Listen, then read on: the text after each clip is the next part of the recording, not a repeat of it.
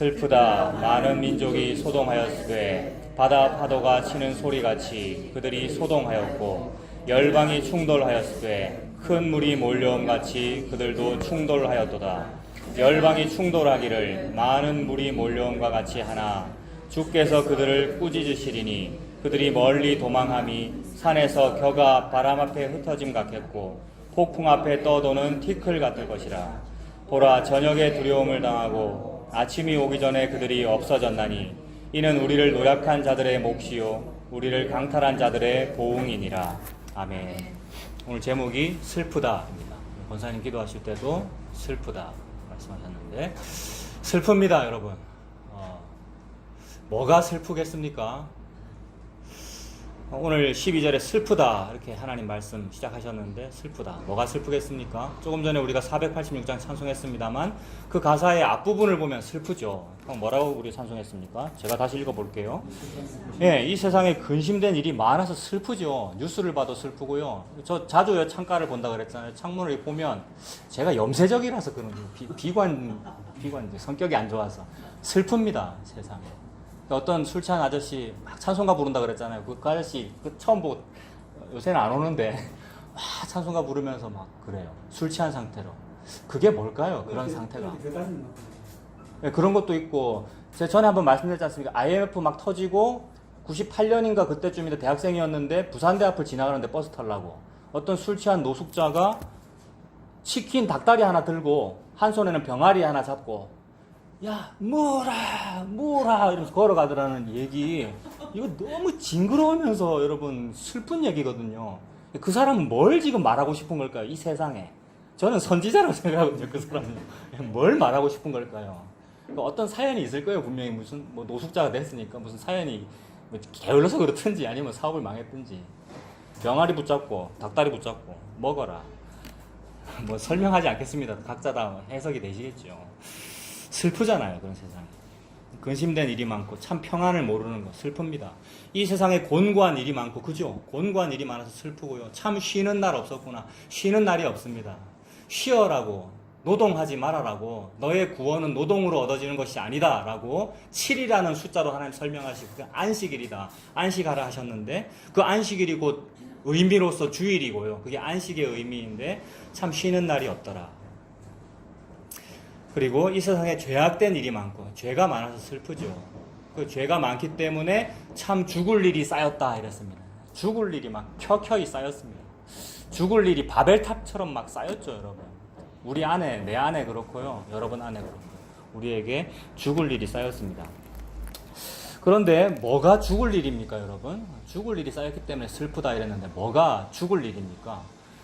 오늘 본문 말씀에서 보면 하나님 지금 슬프다라고 말씀하셨는데 뭐가 슬픈 거냐 하면 니들이 소동하기 때문에 슬프다 이 말씀이거든요.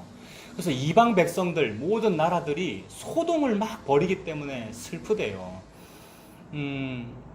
참으로 하나님의 백성이나 아니면 다른 백성이나 지금 이 이사야서의 배경에서 하나님의 백성은 남유다 의미하는 거지 않습니까? 남쪽 나라 정권의 정통성도 있고 하나님의 계시가 흐르고 언약이 흐른다는 그 나라 백성들도 소동하고 있고요. 어떤 때는 바알 섬기고 아세라 섬기고 소동하고 있고 다른 나라들은 아주 버젓이 자랑스러운 듯 막 소동하고 있으니 그런 소동에 관하여 슬프다 이렇게 말씀하십니다. 그래서 그 소동이 다 뭐냐 하면 그럼 나라들이 막 소동하고 시끌벅적한 게 잘못된 것입니까? 그게 아니라 당연히 소음이 들리고 시끌벅적한 것이 마땅한데 하나님은 뭐라고 그러시는 거냐 하면 이게 하나님의 인식이죠. 하나님은 뭘 인식하고 말고를 하실 필요가 없습니다만은 우리 인간에게 빗대어서 설명하는 겁니다. 우리는 인식이라는 것이 있잖아요. 뭐라고 인식하느냐라는 겁니다. 어떤 동일한 일에 대하여 동일한 소동, 동일한 어떤 사건, 역사적인 어떤 팩트에 대하여 어떤 사람은 이렇게 인식하고 어떤 사람은 저렇게 인식한단 말입니다. 근데 우리 하나님은 이 소동에 관하여 슬프다라고 지금 인식하고 계시는 거죠. 그 말은 예수님하고 연결될 수밖에 없습니다. 예수님 앞에 잘하는 것, 예수님을 믿는 것, 예수님을 저주하지 아니하는 것 이것이 기쁘고 좋은 것이고 예수님을 반대하는 것 그게 안 좋은 거고 나쁜 거죠. 그게 선악이죠. 선악의 기준이 예수님이고 예수님을 반대하는 것, 예수님 앞에서 지가 왕이 되어 떠들고 있는 것 그것을 보고 슬프다고 하는 거죠. 그럴 때 그게 소음입니다. 소동이고 소음. 그래서 여자는 교회에서 잠잠하라는 말이 남존 여비를 말하는 것이거나 그죠? 여자를 하대하거나 그런 표현이 아니라 여자라고 하는 것은 내 백성을 의미한다. 나의 아내, 신부, 백성이 그의 남편 앞에서, 아내가 남편 앞에서, 백성이 그의 왕 앞에서 이 성도라고 하는 사람들이 또는 백성들, 이방 백성을 포함하여 백성이 예수님 앞에서 하는 모든 시끌벅적한 행동들, 자기 발언들, 자기 자의식, 자기 자아, 그 소음들이 그게 소동이다. 네가 지금 내 앞에서 나의 얽매임, 내가 너를 제어하려고 하는 것, 나 예수가 너를 주권하려 하는 것을 네가 벗어나려고 소동하는구나. 이게 시편 2편이잖아요, 여러분. 그게 소동입니다. 그래서 그 소동이 그게 죽을 일입니다. 참 죽을 일 쌓였구나. 슬프다. 죽을 일이 켜켜이 쌓였다. 그 죽을 일이 바로 소동이다. 이랬습니다. 그게 12절이죠, 여러분. 오늘 읽은 12절. 슬프다. 많은 민족이 소동하였으되 바다 파도가 치는 소리같이 소동한대요. 막 바다 물결 치고 막 흰 거품을 일으키면서 파도가 치고 철썩철썩하는 시끄러운 소리가 나는 그런 소동. 하나님께서 지금 제가 인식이라 말씀드렸는데 그걸 슬프다라고 하나님은 인식하고 계십니다.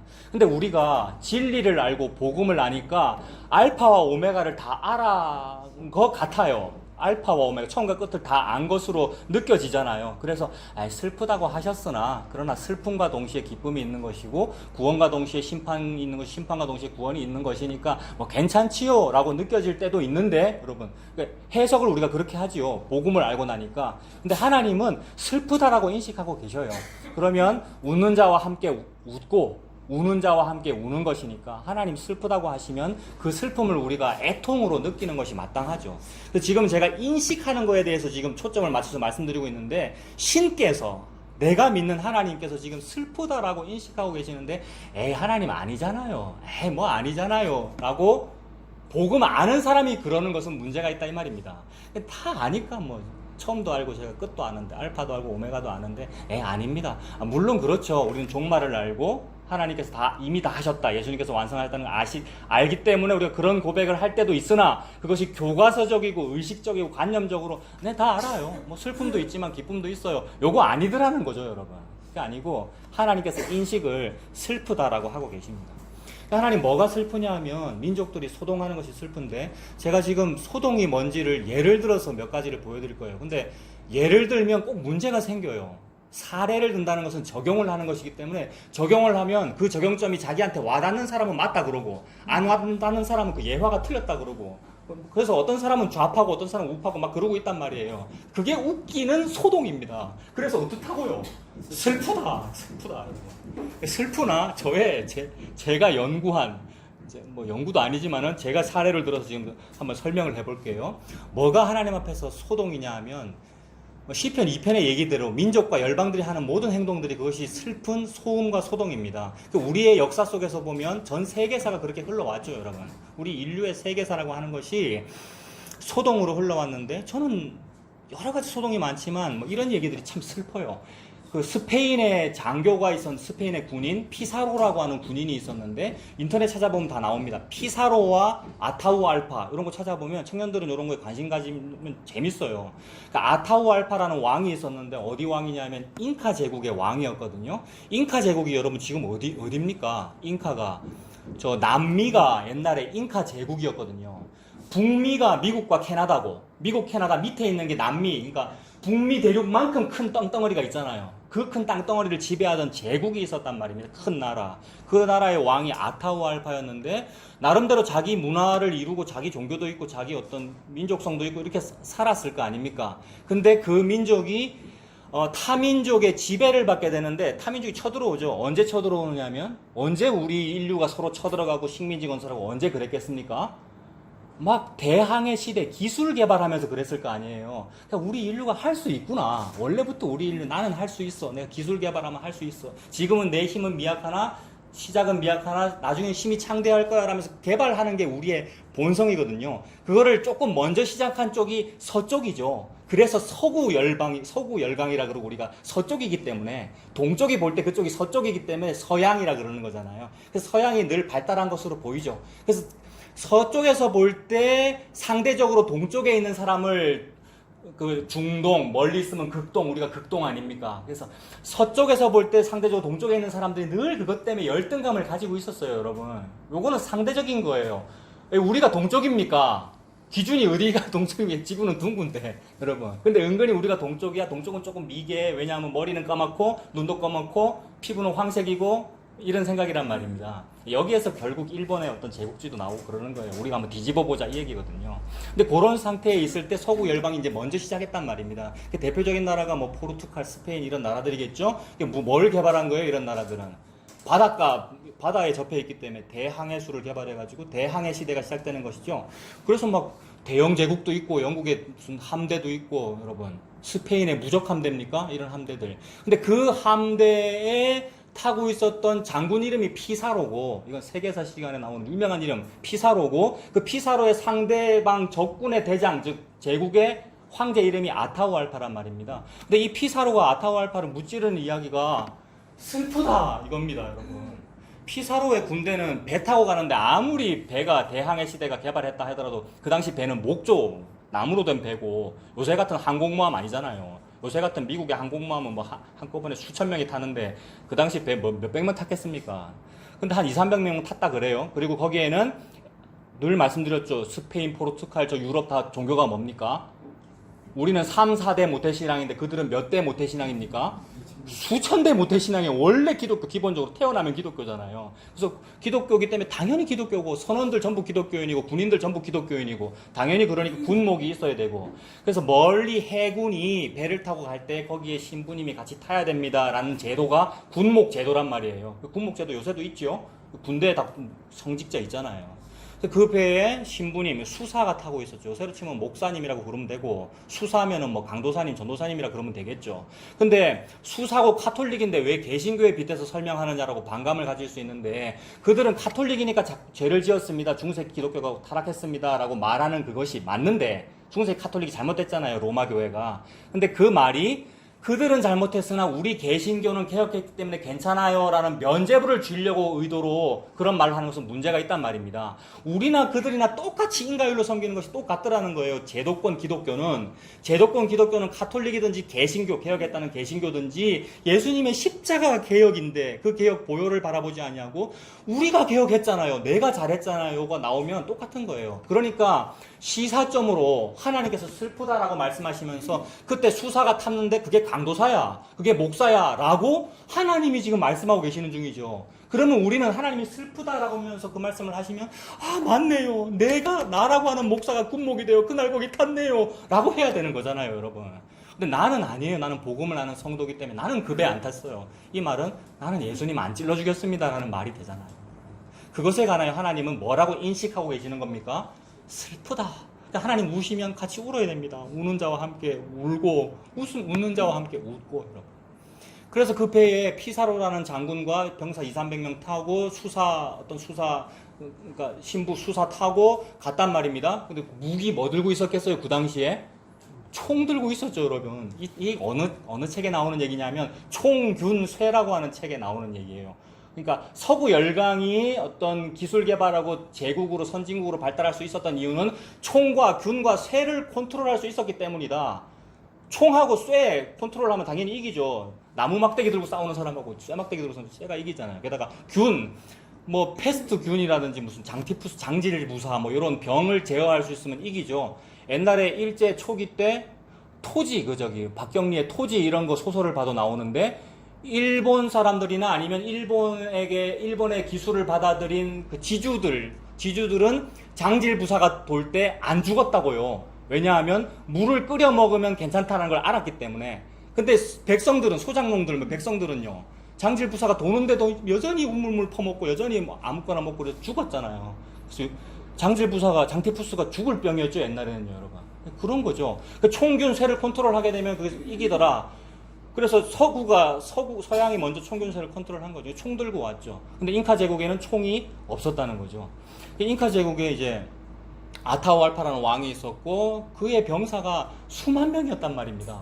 근데 200~300명의 군인이 수만 명의 군인을 하루아침에 단 몇 시간 만에 정복해버리고 잉카 제국을 없애버린 거거든요. 그래서 잉카라는 나라가 없어졌습니다. 지금은 거기가 어디예요? 뭐 페루 뭐 이런 나라잖아요. 페루, 칠레, 뭐 에콰도르 무슨 이런 나라들 종교가 뭡니까 지금? 카톨릭이죠. 기독교. 그들 잉카인인데 왜 기독교 카톨릭 믿고 있어요? 그 하나님이 지금 기뻐하십니까? 아유, 남미에 복음이 전파돼서 남미가 십자가 달아났어. 기뻐하십니까 지금 하나님이? 슬프다 그러셔요, 여러분. 교회 예수님이 있는데 교회 세워져 있고 성당 세워져 있는데 가톨릭이니까 하나님 슬프다 그 말입니까? 그 말이 아니고 여러분, KBS인가 어느 다큐멘터리에 나왔었는데, 여러분들이 영화 보자고 그랬을 때 저는 그런 거 보고 싶은데, 안데스 산맥인가 뭐 이런데 어떤 남미였어요. 잉카였어요. 거기에 페루, 그러니까 잉카죠. 거기에 대한 다큐멘터리였는데 어떤 순례의 길을 가는 모습을 쭉 찍었더라고요. 순례의 여정. 뭐 안녕 나의 소녀 시절이여 이런 거 찾아보면 나옵니다. 그거는 이제 불교 쪽인데 그거의 시리즈물로 순례의 길을 가는데, 페루 쪽에 있는 어떤 사람이 기독교 배경에서 자기 기독교인이에요. 순례의 길을 가는데 예수님 믿고 십자가 지고 그 산맥을 막 서론을 막 하면서 발 다 부르트고 고행하면서 가는데, 결국 그 산에 가가지고 부르는 시는 뭐냐 하면 마리아여, 예수님이여, 안데스 산의 산신이시여 막 부르는 거예요. 그러니까 막 짬뽕이 되는 거죠. 그러니까 자기 민족의 원래 신앙이 있었는데 그 신앙과 기독교가 짬뽕되면서 복음이 전파된 것이 아니라 총과 균과 새로 다가와가지고 전파된 것은 그렇게 짬뽕이더라. 다른 복음이 섞인 것이지 아니더라는 거죠. 그래서 성당 많이 세워져가지고 막 교회가 많으면 하나님이 기뻐하시는가? 하나님이 슬프다는 거죠. 그 과정 자체가 슬퍼요. 서구 열강이 총을 들고 와가지고 침략해서 죽여서 예수 믿을래 죽을래라고 해가지고 예수 전파한 그 일이 슬프단 말입니다. 그 부분을 조금 읽어드릴게요. 그 총균세라는 그 책에 이거 이제 캡처된 건데 잠깐 읽어드리겠습니다. 아까 피사로라는 장군이 있었다 그랬죠. 피사로 대장은 비센테 데 발데브레 수사를 아타우알파에게 보내요. 하나님과 스페인 국왕의 이름으로 주 예수 그리스도의 율법에 복종하고 스페인의 국왕 전하를 받들 것을 요구하도록 했습니다. 장군이 군목 보내가지고 예수님 믿고 스페인 국왕 앞에 엎드려라라고 잉카의 황제한테 얘기했다는 거죠. 그리하여 수사는 한 손에 십자가와 다른 손에 성경을 들고 인디언 군대 사이를 비집고 아타우알파 앞에 나아가서 이렇게 말했습니다. 나는 하나님의 사제로서 기독교인들에게 하나님의 일들을 가르치나니 오늘 또한 그대를 가르치러 왔소.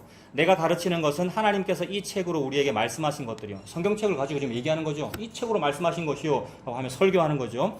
그러므로 하나님과 기독교인들을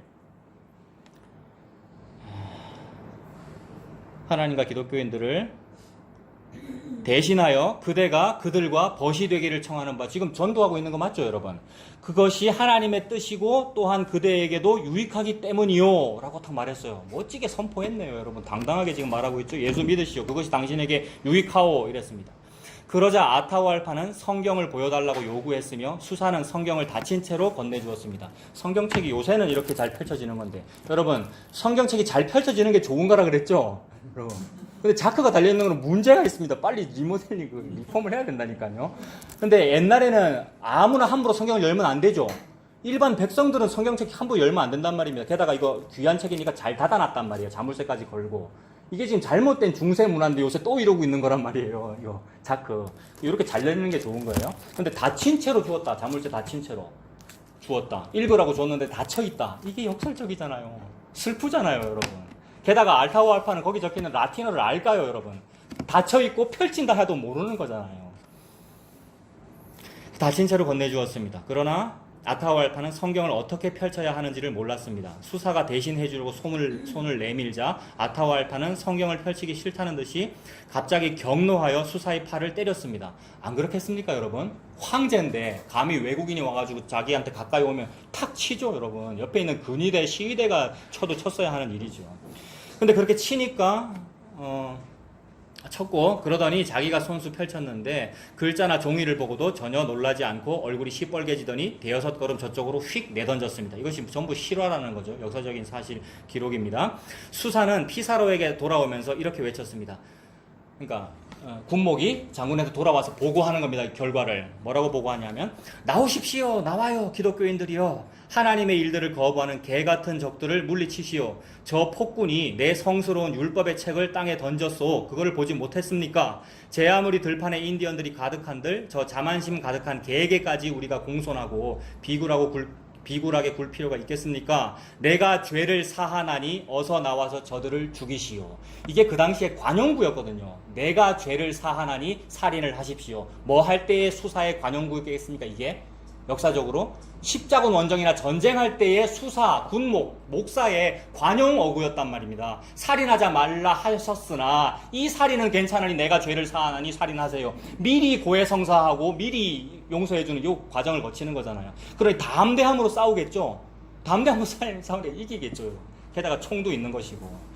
그래서 이렇게 돼서 200~300명의 군인이 수만 명의 잉카를 무찔러버렸단 말입니다. 그날. 그리고 나중에는 그 아타후알파 이제 생포해가지고 어디 뭐 감옥 이런 데 가두고, 그 다음에 잉카, 페루 이런 나라는 원래 금광이 많았대, 금이 많았대요, 여러분. 그래서 금 다 주기로 하고, 금을 뭐 감옥에 이제 가득 쌓을 정도로 주기로 다 약속하고, 금 다 받고 나서 복음 전해요, 황제한테. 너 그래 예수 믿어야 돼 라고. 그래 믿을게 라고 하고 말 듣고 죽입니다. 믿고 나서 죽으면 천국 가니까 이거거든요. 믿는다고 해라. 그 다음에 죽여요. 목 잘라서. 그게 잉카 제국의 마지막이거든요. 그 복음 잘 전했으니까 잘 된 겁니까, 여러분? 이게 슬픈 거죠. 이 슬프다라고 하는 것이고. 그래서 이제 황금 그렇게 많이 받아가지고 스페인이 막 부흥하고 하는데, 결국 뭐 이제 황금이 많아서 부흥을 했습니다만, 나중엔 또 그것 때문에 망하겠죠. 왜냐하면 돈이 갑자기 확 많아지면 뭐죠, 그거 경제적으로? 인플레이션, 디플레이션 뭐 이런 것 때문에 이제 망하게 됩니다. 아무튼 이 모든 일이 잘 되자고 우리 인류가 하는 일인데 그게 참 시끄럽다, 시끌벅적하다, 그게 소동이다. 그래서 복음 전파됐냐? 예수 믿고 죽었으니까 천국 갔냐?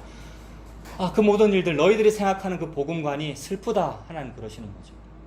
그래서 이런 일에 관하여 방금 제가 책도 읽었잖아요. 이 총균세라는 책은 지금 어떤 인식을 가지고 하나님을 슬프다라고 인식하고 계시는데, 이런 책은 어떤 인식을 가지고 저걸 서술한 겁니까?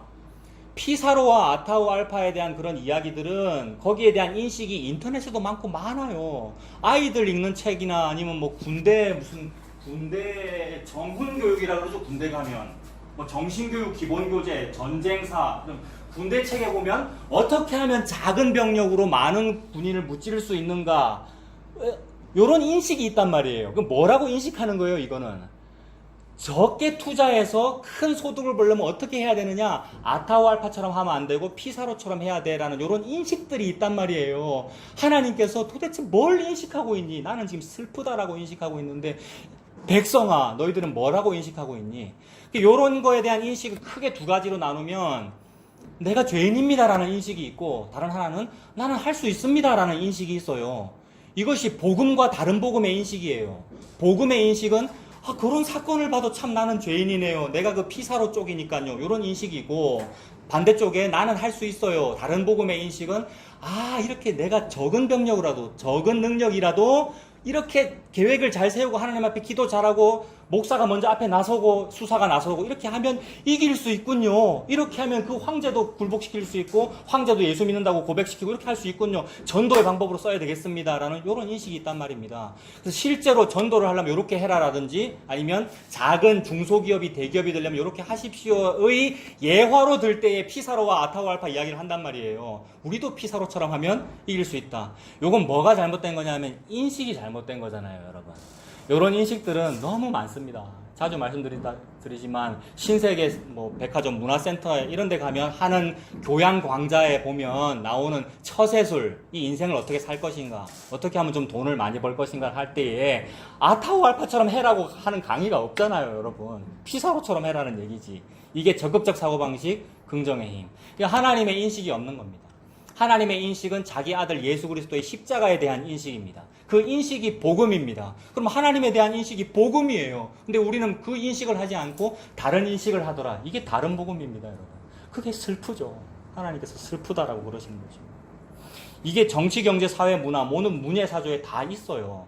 그런 것을 들어서 예를 들면은 적용하면 아까 이상하다 그랬는데, 아니요, 거기에 대해서 적용하고 계셔요. 그래서 옛날에 종교개혁가들은 한 손에는 성경, 한 손에는 신문이라 그랬는데, 또 그 말을 가지고 막 다르게 해가지고 열심히 사회 참여를 해야 되니, 그 말이 아니라 신문에도 다 표현되더라는 거죠. 하나님의 이 역사 인식이 슬프다라고 말씀하시는 것이. 그래서 9시 뉴스만 봐도 하나님의 인식이 보이죠. 죄인들이 보여요. 저 극악무도한 범죄자가 보여요. 시체를 어떻게 했대요. 근데 그게 나더라라고 하나님은 지금 인식하고 계시는 것인데, 반대로 인식하면 나는 노력하면 저런 사람이 안 될 거야, 나는 착한 사람이 될 수 있을 거야 라는 이 인식이 다른 복음의 인식, 적극적 사고방식, 긍정의 힘의 인식이더라는 겁니다. 그래서 이 하나님의 인식이 우리에게, 우리 백성에게, 사람에게 잘못 인식되면 그게 뭐냐 하면 역사 인식이 잘못되는 겁니다. 역사 인식. 역사 인식. 역사 인식이라는 말을 달리 표현하면 우리는 지금 복음을 이야기하고 있으니까 진리 인식 이렇게 해도 되겠죠. 역사라는 것은 실제로 있었던 사건을 말하는 것이니까 사실이란 말이에요. 팩트. 사실인데 우리는 사실이 중요한 것이 아니라 진리가 중요한 거잖아요. 근데 진리와 사실은 사실 좀 비슷한 이미지이긴 하죠. 그래서 우리 복음을 말하는 우리들에게는 진리 인식인데 시사적으로는 역사 인식이 잘못됐다 이렇게 말할 수 있고 우리 복음 안에서는 진리 인식에 문제가 있단 말입니다. 우리가 다른 복음을 좋아하니까 진리 인식의 문제, 역사 인식의 문제입니다. 그런 역사 인식 시사적인 거 하나만 더 말씀드릴게요. 뭐 일본이 지금 막 문제라고, 한일 관계가 문제라고 우리가 막 말하잖아요. 그러다가 뭐 문재인 정부 이야기도 있고 또 문재인 정부에는 무슨 법무장관 후보 지금 이 때문에 막 시끄럽다고 하는데 이게 한일 관계부터 시작해서 막 시끄럽다가 그거 소동하다가 이제는 그거 얘기는 좀 안 하고 법무장관 후보 그걸로 막 시끄럽단 말이에요. 근데 그 한일 관계에 있어서는 지금 총리는 아베 총리고 옛날에는 뭐 제가 아는 일본 총리 이름 몇 개 없는데 고이즈미, 여러분 아시는 총리 뭐 있습니까? 저기 하토야마라는 총리가 있었습니까? 저는 잘 모르는. 여러분 다 모르십니까? 하토야마, 이 이름 어렵던데. 하토야마 유키오라는 총리가 있더라고요. 이 사람이 한 말을 제가 한번 읽어드릴게요. 제가 이런 거 왜 자꾸 보여드리냐면 인식을 말씀드리는 겁니다. 하토야마 유키오라는 일본 총리 언제 사람이냐면 2009년도에 총리한 사람이네요. 10년 전이네. 이 사람은 무슨 인식을 가지고 있는 걸 한번 보십시오. 지난 2009년부터 2010년까지 일본의 민주당 정부를 이끌었던 하토야마 유키오 전 총리는 아베 정권이 2차 세계대전 이전에 대일본주의 사고에 빠져 있다고 진단했습니다. 일본 총리인데 이런 말 하면 됩니까? 무슨 말인지 이해되십니까? 일본이 대일본주의 사고에 빠져 있다. 대일본주의가 뭐죠? 우리가 다 좋아하는 그거예요. 저는 고등학교 어디 나왔는지 아십니까? 대동인고등학교 나왔습니다. 사직동에.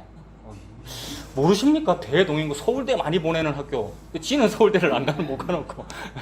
네? 저는 교회 어느 교회 출신인지 아십니까? 저는 사직동 교회가 아니고요, 권사님. 대사직동 교회. 실제로 그랬거든요. 제가 대사직동 교회 SFC 20기 출신이거든요. 어디 가서 성경 퀴즈 대회 하면 교회 대항할 때 저는 대사직동 교회 SFC 출신 이렇게 소개했습니다. 그 당시에. 이게 고등학교 문화잖아요. 중고등학교 때 옛날에 교복 입는 중고등학교 때는 그래 했는데 우리 어른들이 그래 하셨을 거예요 분명히. 화목교회 소개하려면 뭐라 소개해야 됩니까?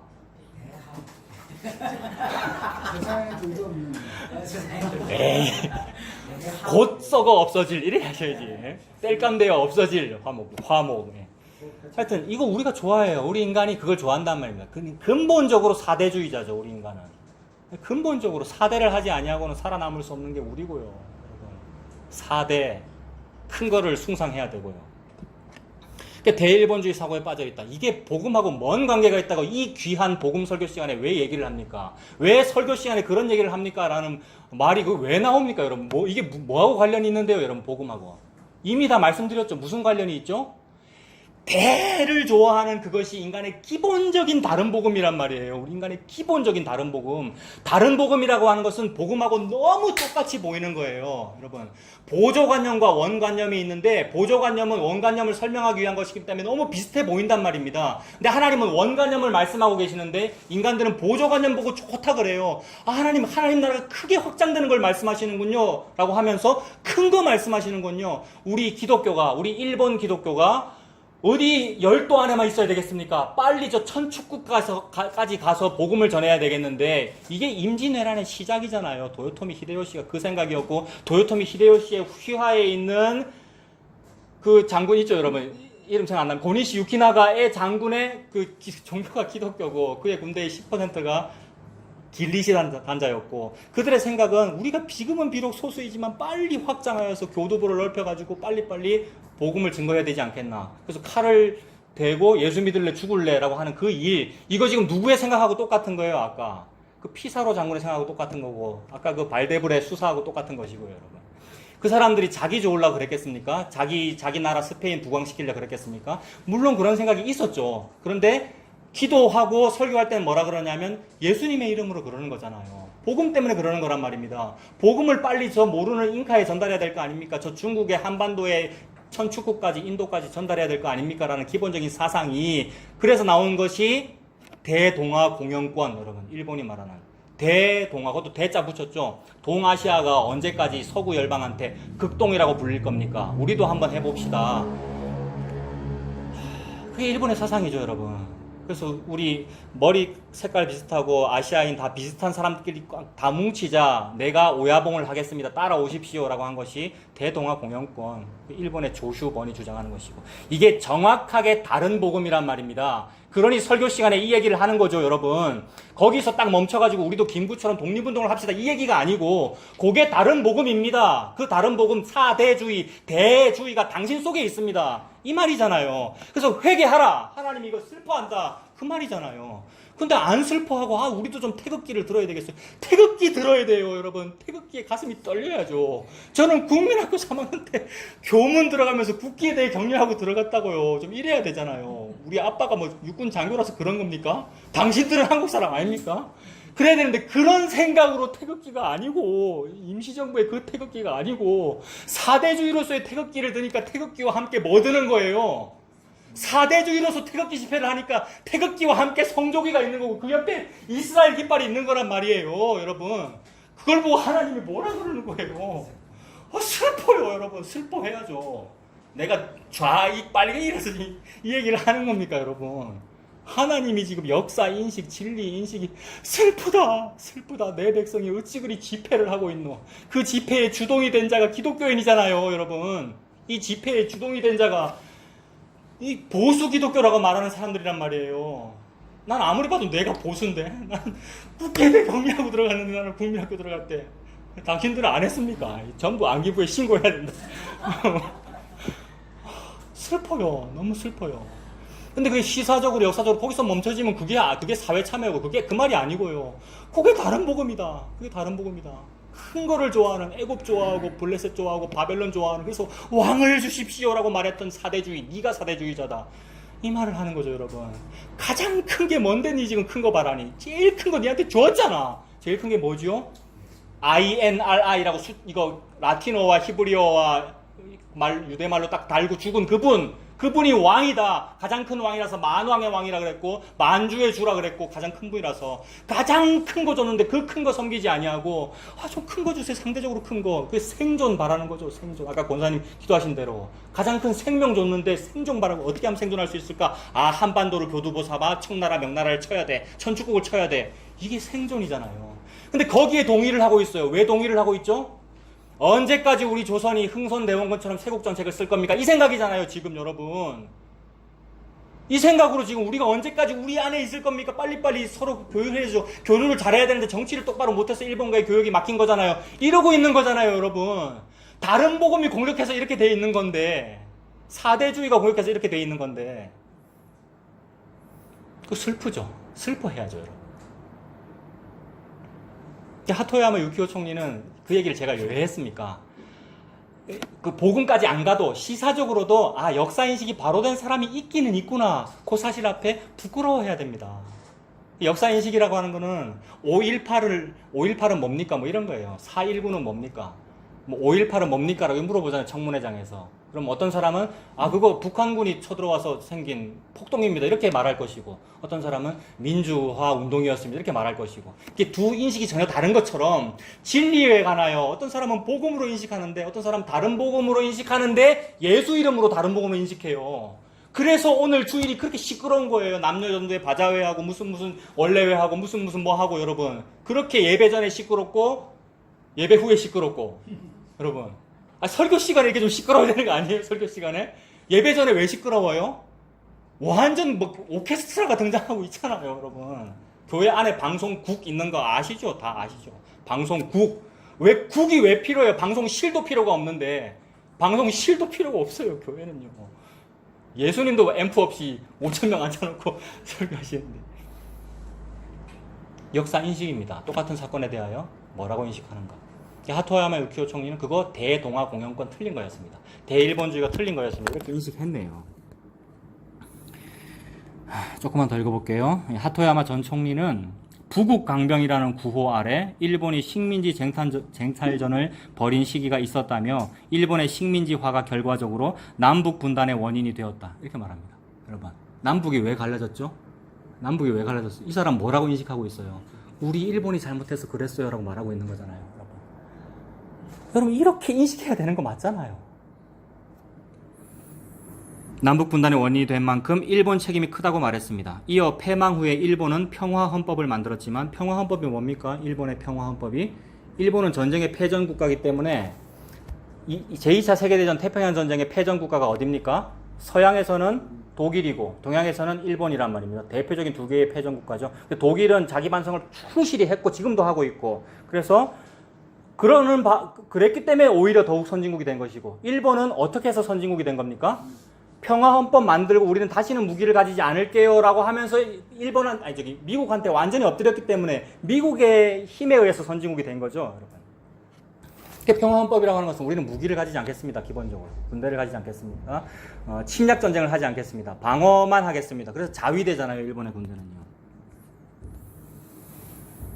평화헌법을 만들었지만 미국의 비호 아래 군사력을 키우는 새로운 대일본주의를 추구하고 있다고 덧붙였다. 이렇게 말했습니다. 하토야마 총리라는 분이 미국의 비호 아래 대일본주의를 추구한대요. 너무 많이 얘기하면 우리 집사람 말대로 TMI야. 젊은 청년만 아는구나. Too much information. 나 지금 복음만 얘기하고 싶은 다른 격가지를 너무 많이 말한다. 알아들으시고 계시죠, 여러분? 이 격가지들이 지금 뭘 말하고 있는 거예요, 하나님은요? 다른 복음에 대하여 슬프다는 말씀입니다. 그래서 이런 모든 소동들이 이거 전에 이 주제의 설교할 때 다 말씀드린 바대로 이런 모든 소동들이 어디 나오냐면 시편 2편에 나옵니다. 다시 보십시오. 시편 2편. 하나님 정확하게 그 얘기를 하고 계시는 거죠. 세계사를 통하여 어떤 열강들의 움직임이 바로 그 소동이다. 그래서 그렇게 소동하니까 너도 뭐 어떤 박열 열사처럼 아나키스트가 되라라든지 아니면 너도 김구처럼 독립운동을 해라, 임시정부를 해라라는 얘기가 아니라 예수 믿어라는 말씀을 하고 계시는 겁니다. 그래서 그 얘기를 하니라고 슬프다라고 말씀하신 거니 시편 2편이 그렇게 해석되는 겁니다. 시편 2편 보면 어찌하여 이방 나라들이 분노하며 민족들이 헛된 일을 꾸미는가. 세상의 군왕들이 나서며 관원들이 서로 꾀하여 여호와와 그의 기름 부음 받은 자를 대적한다 그랬지 않습니까? 그리고 여러 민족들과 나라들과 통치자들 왕들이 막 서로 나서서 서로 어떤 정상회담도 하고 군사협정도 맺고 지소미아도 맺고 여러 가지를 막 하는데 그 모든 일들이 다 뭐라고요? 기름 부음 받은 자한테서 한번 끊어보려고 한다. 즉 예수님을 반대하려고 소동하더라는 거예요. 그리고 우리 인류의 어떤 유엔의 어떤 평화적인 무슨 어떤 일이나 어떤 군사적인 어떤 일이나 모든 것이 다 소동이고 그 소동이 결국 인간은 어디로 한 점으로 모아지느냐면 예수 그리스도를 반대하는 쪽으로 모아지더라는 겁니다. 그래서 이것을 신약에서 뭐라고 적용합니까? 나중에 사도행전 4장에 가면 이미 이 민족들과 열방들과 통치자들, 왕을 의미하잖아요. 세상의 왕. 즉, 이 리바이어던이라고 불리는 세상 국가 시스템의 정점에 있는 공중의 권세 잡은 자, 그 사탄을 의미하고 동시에 인간 왕을 의미하는데, 인간 왕이 하는 일이 바로 이 소동입니다. 라고 사도들이 얘기한단 말입니다. 사도행전 4장에 가면, 사도행전 4장은 무슨 배경이냐 하면, 이미 예수 그리스도 죽였고, 그 통치자가. 이 소동하는 왕들이 예수님을 죽였고, 그 다음에 이제 사도들이 성령을 받아 복음을 담대히 전하고, 그 다음에 성전 미문에 앉은 난진병 일으키고 하니까 난리가 나가지고 또 그 통치자들이 사도들 죽이려고 할 그때에 그러다가 이제 도우심을 풀려나죠. 그때에 사도들이 하는 말이 시편 2편 딱 인용하면서 그러하군요 이런단 말입니다. 그러하군요. 시편 2편의 이 소동이라는 얘기가 바로 예수 그리스도와 그를 믿는 자를 죽이는 모든 활동을 말씀하시는 거군요. 근데 예수 그리스도와 그를 믿는 자를 죽이는 그 활동이 뭡니까? 그게 다른 복음이고 그게 큰 거 좋아하는 인간의 기본적인 사상이란 말입니다. 커야 되는데 왜 네 좌파 같은 얘기를 해? 더 성장해야 되는데 왜 네 전도하지 말라는 얘기? 전도하지 말라는 얘기 하지 않았습니다, 여러분. 우리가 크게 부흥 성장을 해야 되는데 왜 니는 땔감이 돼 없어져야 된다고 누구 왜 주장해? 요 얘기 이게 바로 시편 2편에 나오는 소동이다라고 사도들이 얘기하는 거죠. 사도행전 4장에 가가지고. 그래서 그들이 오늘도 시편 2편 같이 소동하며 예수 그리스도를 죽이고 우리를 죽이려고 하는 것을 주여 보시옵소서 라고 말씀한단 말입니다. 그러니 하나님께서 지금 슬프다라고 말씀하시는 그 소동은 시사적이고 역사적인 것을 예로 들어 설명하였으나 바로 다른 복음에 대한 소동을 말하는 거죠. 그 다른 복음을 슬퍼하고 계신다. 그러니 뭐 하라는 말씀입니까? 복음 믿어라, 예수님 믿어라는 말씀이죠. 그래서 시편 2편의 결론은 뭐냐 하면 그의 아들, 즉 그리스도, 기름 부음 받은 자에게 입 맞추어라가 시편 2편의 결론입니다. 그의 아들 앞에 꿇어 엎드려라, 즉 복음에게 예수님 믿어라, 그에게 입 맞추어라. 이것이 하나님의 결론이죠. 그래서 그에게 입 맞출 때에 하나님께서 뭐라 그러시냐면 기쁘다 그러시는 거죠. 슬프다 해서 예수님 믿을 때 기쁘다 그러시는 거죠. 그래서 다시 이사야서로 가서 여러분, 그런 모든 소동들이 이사야 17장 12절에 있는 하나님 말씀하신 슬프다, 많은 열강들이 이방들이 소동하는데, 그 소동이 뭐냐 하면 12절부터 읽었습니다만은 바로 위에 있는 17장 10절 같은 거 맞겠습니까? 17장 10절 또는 17장 11절 같은 이런 것들이 우리 인류가 벌이고 있는 소동들이죠. 10절에 보면 네가 네 구원의 하나님을 잊어버리느라고 그 통치자가 예수를 십자가에 못 박는 거잖아요. 그다음 그의 사도들을 죽이려고 하는 것이고요. 네 구원의 하나님 잊어버리며 네 능력의 반석을 마음에 두지 아니한다. 능력의 반석은 누구입니까? 결국 한 점으로 수렴되어지면 누구입니까? 예수 그리스도. 능력의 반석은 예수 그리스도입니다. 예수 그리스도 반석이시고 그 반석을 마음에 두지 아니한다. 이게 소동입니다. 그 소동 때문에 슬펐습니다. 그러므로 네가 기뻐하는 나무를 심으면 이방의 나무까지도 이종하는도다. 네가 기뻐하는 나무가 뭡니까? 총균쇠입니다, 여러분. 우리 인류가 기뻐하는 나무는, 우리 인류가 기뻐하는 제목, 재료, 도구는 총균쇠라고요. 총균쇠가 발달한 것이 뭐 핵무기고요, 여러분. 사드고요, 핵무기고. 더 무서워졌어요. 막 러시아 이런 데 생각하면 더 무서워졌어요. 핵 추진 핵 미사일 들어보셨습니까? 원래 지금 개발된 핵 미사일은 추진체가 핵이 아니란 말이에요. 연료를 떼어가지고 이렇게 날아가서 떨어지는 이게 핵 미사일인데, 아예 추진체도 핵이고 탄두도 핵인 미사일이 지금 있어요. 그게 지금 또 터졌잖아요, 러시아에서. 체르노빌에서도 핵 발생 터졌고, 일본은 어디입니까? 북해도에서 터졌고, 가장 최근에는 핵 추진 핵 미사일이 터졌다고요. 남의 일 같죠. 우리 집 바로 앞에 지금 원자력 발전소도 있고, 한빛 원전인가도 거기서 얼마 전에 뭔 일 터졌고 이러는데, 근데 그거 우리가 좋아하는 거잖아요. 원자력을 우리가 좋아하잖아요. 왜 좋아하죠? 싸고 효율 좋고. 그래서 그거 건설하면 그 동네는 전기세 싸고. 이게 총균세란 말입니다. 이게 내가 좋아하는 나무예요. 내가 좋아하는 나무. 근데 우리가 어떤 나무는 싫어합니까? 십자가라는 나무는 싫어합니다. 십자가라는 나무. 원자력이 없어서 죽어라, 이거 싫어한단 말입니다. 아니, 나 원자력 가지고 살 건데요. 이걸 좋아하죠. 그래서 내가 기뻐하는 나무, 우리가 기뻐하는 나무, 우리가 열심히 심고요. 이방의 나무, 우리가 기뻐하는 나무가 내 안에 없으면 어떻게 해야 됩니까? 수입해야 되죠. 그래서 무역하는 거잖아요. 그래서 이방의 나무를 이종한다. 이종한다가 뭐예요? 섞이는 거지 않습니까? 이 다른 복음이잖아요. 이방의 나무를 섞으려면 어떻게 해야 됩니까? 지계표를 확장해야 됩니다. 이게 대동아 공영권이죠. 대화목교회 합시다. 대기독교 합시다. 이게 지계표를 확장하는 거죠. 이걸 보고 하나님은 그거 저주받는 일이야, 슬프다, 지계표를 확장하는 자는 저주를 받을 것이라 하고 내 백성은 아멘해라 그랬습니다.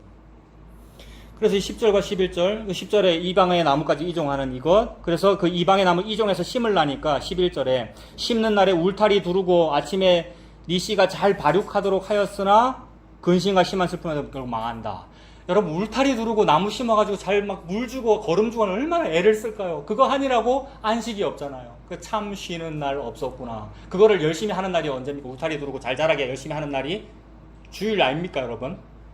그 예배의 마침은 뭡니까? 예배의 마침은 섬김의 시작입니다. 이런 구호 모르십니까? 예배의 마침은 섬김의 시작입니다. 예배의 마침은 안식의 연속입니다. 이거 아닙니까? 예배도 안식이고. 그러니까 잘 발육하도록 울타리 두르고 애쓰니라고요. 여전도에 남전도에 잘 되게 하고, 뭐 총회 잘 되게, 공동회 잘 되게, 당회 잘 되게 하려고 애를 쓰는 그 모든 일이 잘 발육하도록 하였으나 발육은 하지 아니하고 오히려 생존도 없고 생명도 없더라. 그래서 12절 슬프다 그 얘기죠.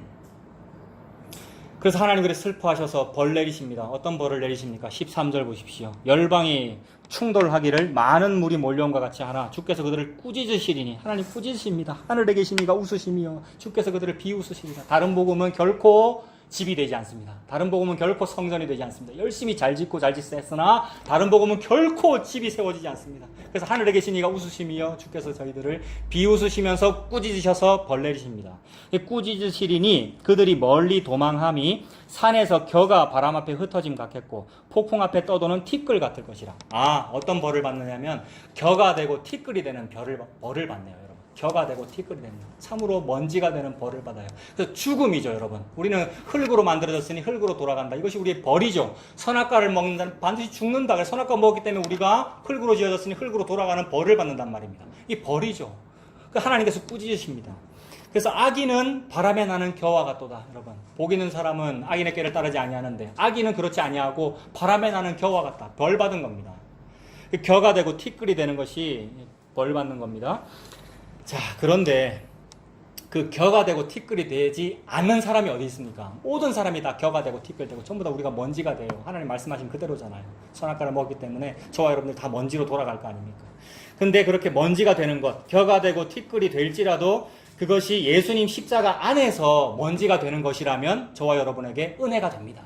하나님 지금 슬퍼하시면서 니들이 어찌 그리 먼지가 될 짓을 하고 있느냐라고 하면서 먼지 만들어 버리셔요. 뭐를? 대주의를요. 힘 숭배, 다른 복음 숭배, 다른 복음으로 하나님 나라 확장하면서 예수님 믿어요 라면서 랄랄랄 하고 있는 그것에 대하여 슬퍼하시면서 먼지 만드시는데, 그런데 우리도 다 먼지가 될 거란 말이에요. 겨가 되고 티끌이 될 거란 말입니다. 근데 겨가 되고 티끌이 될지라도 예수님 십자가 안에서 겨가 되고 티끌이 되면 저와 여러분에게 은혜입니다. 그걸 보여주시려고 대주의를 안 한 분이 전혀 관련이 없는 분이, 즉 죄와 전혀 관련이 없는 분이 먼지가 되고 티끌이 되고 죽은 사건이 십자가입니다. 그걸 보여주려고 예수님이 겨가 되고 티끌이 되는, 사람들한테 티끌로 취급받아 죽은 자리가 예수님 십자가란 말입니다. 그 십자가 안에서 예수님과 함께 티끌이 되고 먼지가 되면 그게 은혜 받은 겁니다, 저와 여러분들이. 근데 죄 짓고 막 대공연권하고 막 우리도 한번 잘 살아봐야 되잖아요 라면서 예수 믿으면 그야말로 저주와 그야말로 지옥과 처벌로서의 먼지가 되는 것이고요. 벌을 받는 것이고요. 악인은 그렇지 아니하다. 겨가 된다. 바람에 나는 겨와 같다. 그 겨가 되는 것이고, 제가 참으로 그것이 맞군요. 내 안에 사대주의가 있군요. 근데 그것을 덮어 쓰시고 예수님이 그 취급을 받아 죽으셨군요 라면서 예수님 십자가 안에, 예수님 안에 내가 같이 죽는 그 먼지가 된다면 그것이 참으로 저와 여러분에게 생명이고 이것이 우리에게 은혜가 됩니다. 그래서 우리도 예수님의 그 십자가 안에서 먼지와 같고 티끌과 같습니다, 여러분. 우리가 먼지와 같고 티끌과 같아요. 그러니까 대주의를 할 필요가 없죠, 여러분. 우리는 대동인고 나왔어요. 무슨 교회예요, 내가 직분자예요 할 이유가 없는 게, 내가 예수님 안에 있으면, 내가 예수님 믿어요, 요 말은 내가 예수님 안에서 이미 먼지이고 이미 티끌이군요. 그러므로 내가 그렇게 낮은 자이군요, 죄인 중에 괴수이군요가 수납되더란 겁니다. 그래서 한 부분 찾아봅시다. 고린도전서 4장.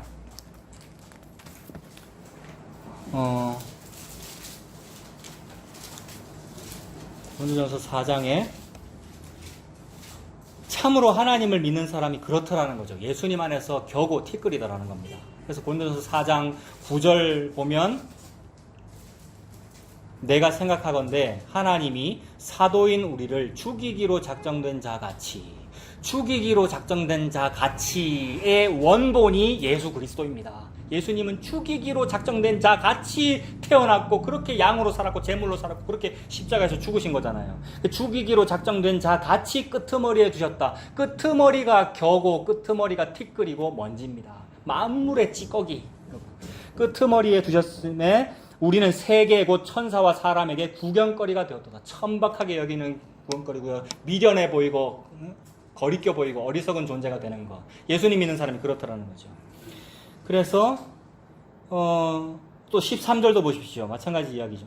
다 읽겠습니다. 그 9절부터 보면 10절. 우리는 그리스도 때문에 어리석으나 너희는 그리스도 안에서 지혜롭고, 우리는 약하나 너희는 강하고, 너희는 존귀하나 우리는 비천하다. 여러분, 고린도 교회 성도들을 지금 얘기하는 건데, 그들이 예수 믿는다고 하면서 사대주의인 거잖아요. 자기 자랑이 나온다. 나는 아볼로가 좋다. 나는 바울이 좋다라는 것은 사대주의자라는 말입니다. 인간 설교자를 좋아한다는 얘기는. 그래서 그 사람을 좋아한다는 말은 결국 그 설교를 이해하는 나를 크게 보는 거란 말입니다. 나를 작게 보는 게 아니고. 이게 대동아 공영권, 대주의와 같다라는 거죠, 색깔이.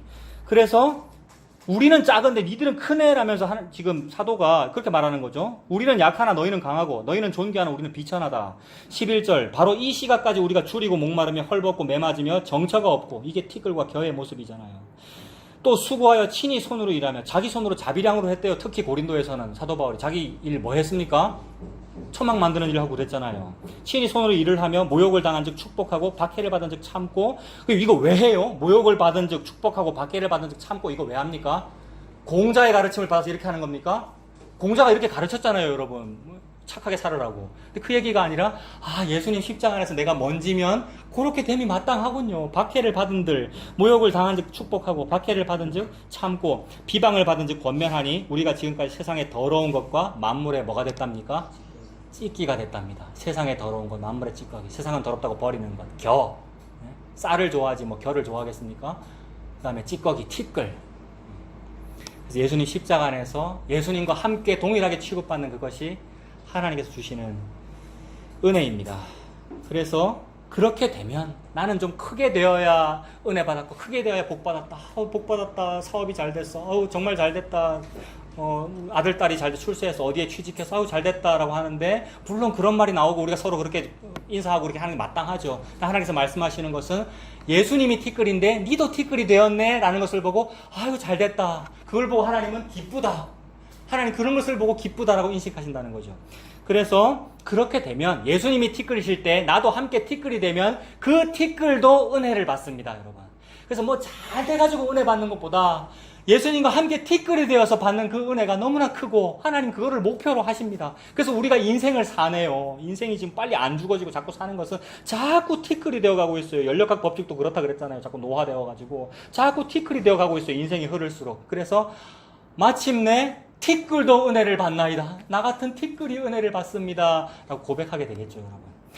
그게 시편 102편에 나오십니다. 시편 102편. 찾아보세요. 시편 102편. 시편 102편.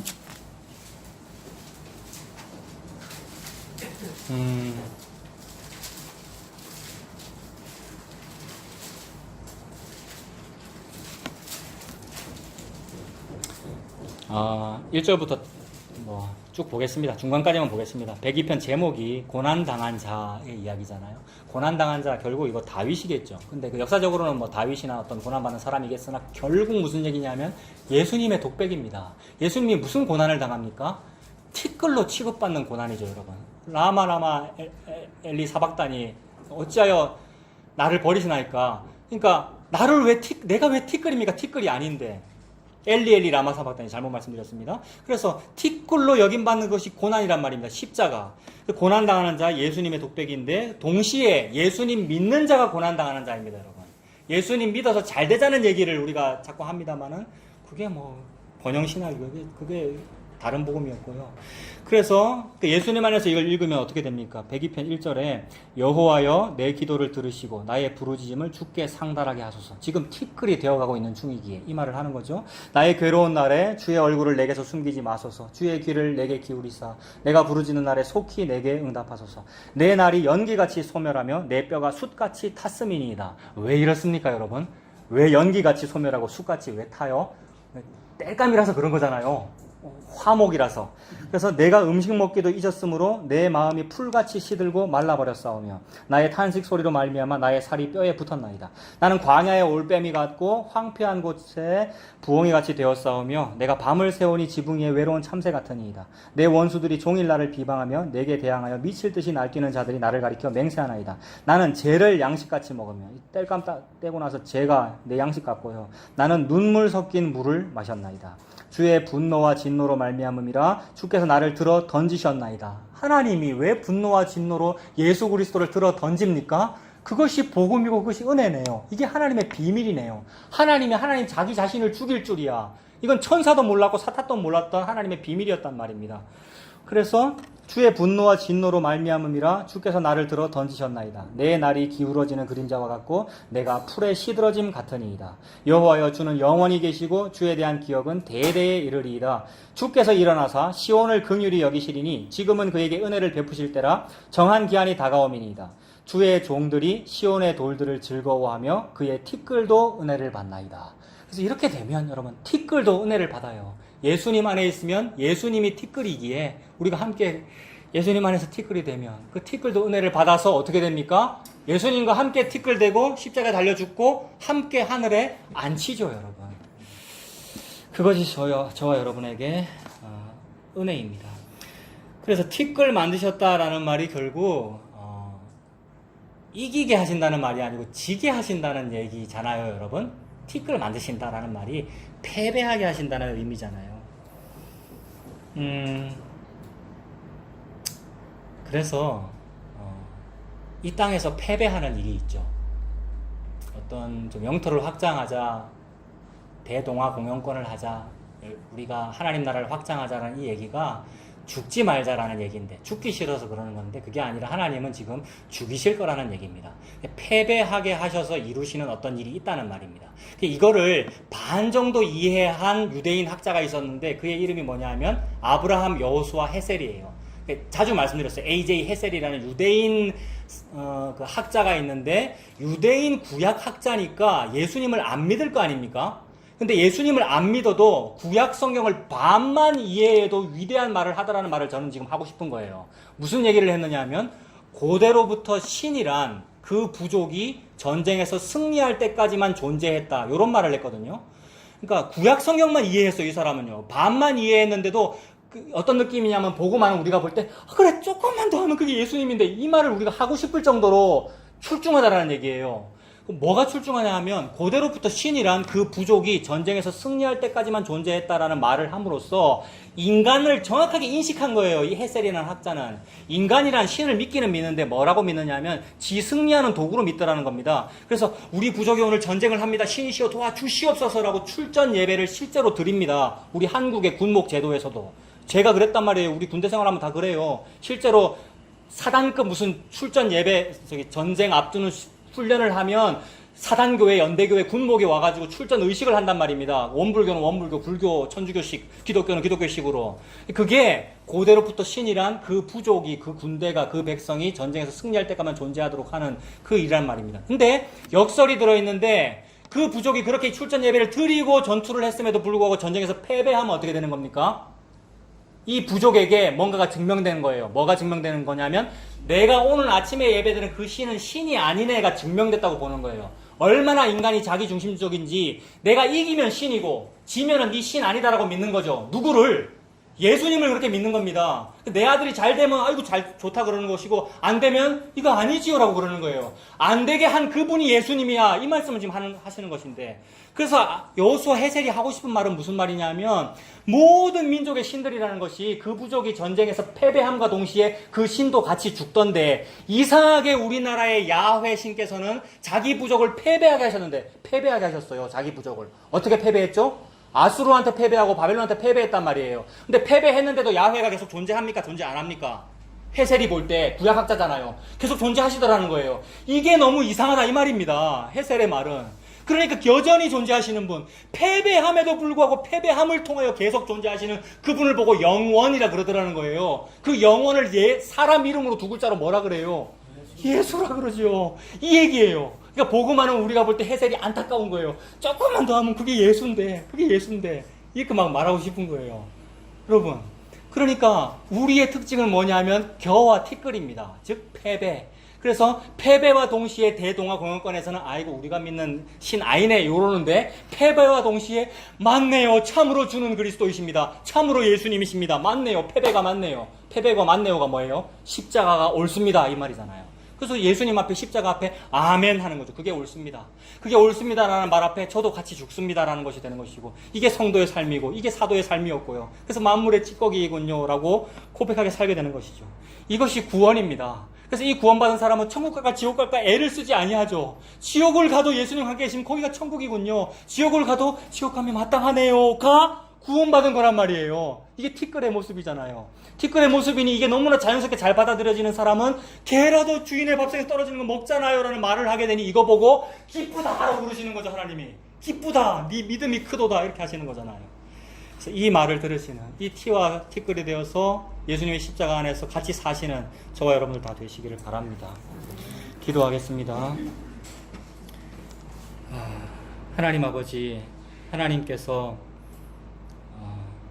묵시 속에서 이미 예수님의 십자가를 말씀하시고 그 십자가를 우리 인간의 이 역사, 현실, 현장 속에서 펼쳐주셔서 감사합니다.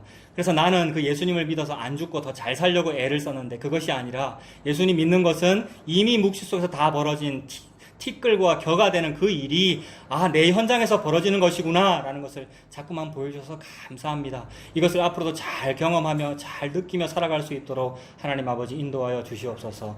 예수님의 이름으로 기도합니다. 아멘.